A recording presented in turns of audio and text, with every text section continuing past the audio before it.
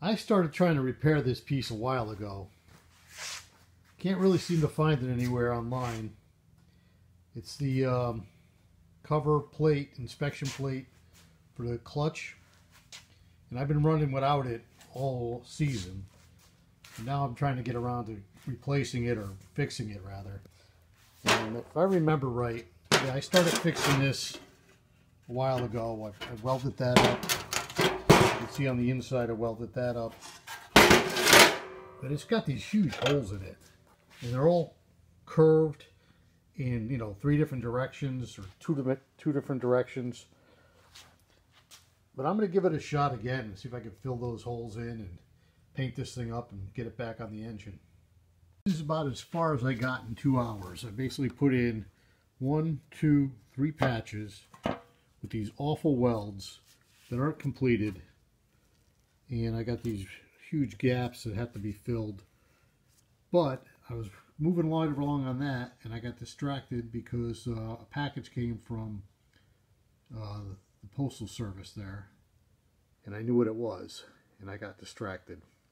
Well, I thought I was onto something. The only gear I could find, the smallest gear that I could find online was the 18 tooth, but it doesn't fit in the hole either. So the 12 must be the right one, but I can't get it in from the other side unless I knock out whatever's in there. You can probably see it from this side if I put enough light on there. Let me see if I can get that shot. No, I don't think you can see it.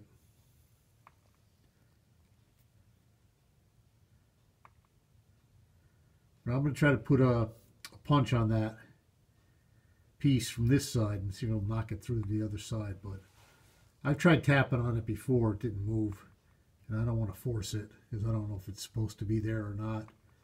I don't want to break anything either. So let me give that a shot, see what happens.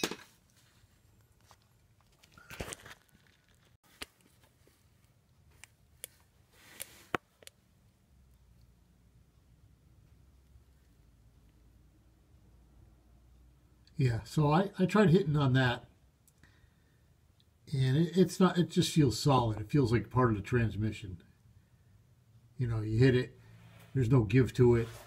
It feels like you're banging on the transmission. So I think the solution is to find a plastic gear with 12 teeth. And it's got to be out there. Just got to find it.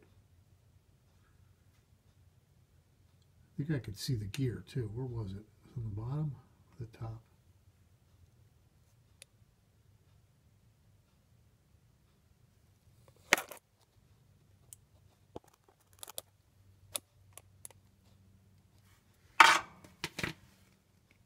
So now I'm on day 3 of this.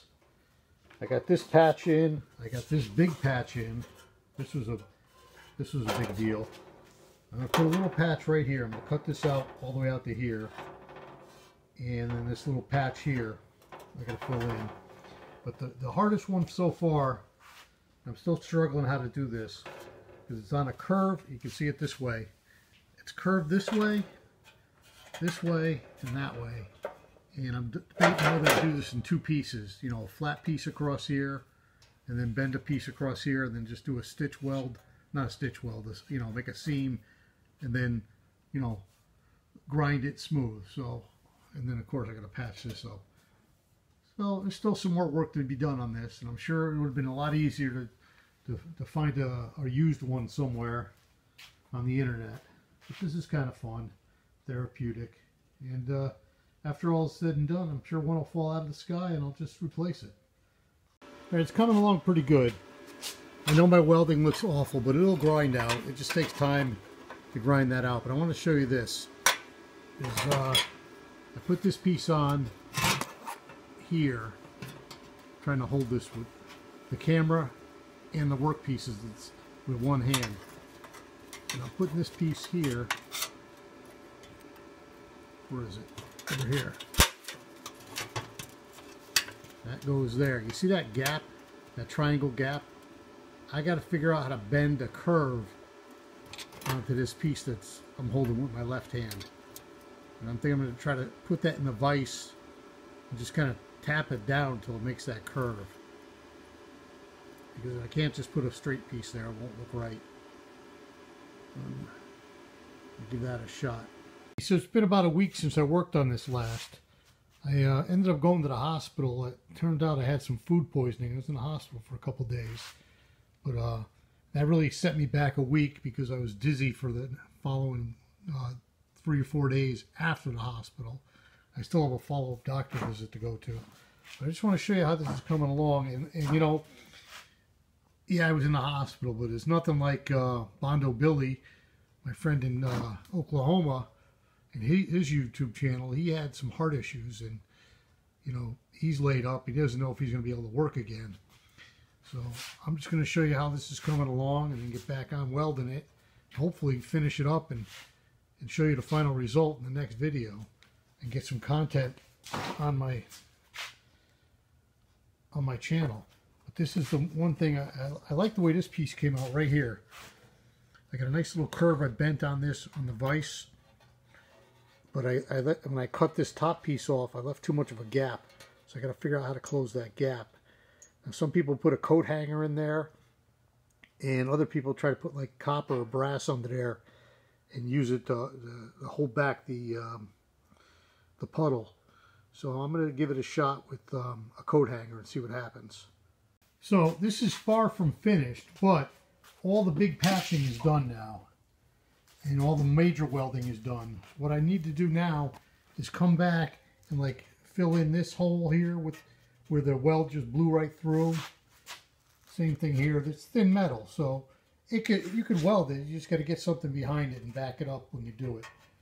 And then so I was grinding here, and these seams are almost gone. You almost can't see the seams.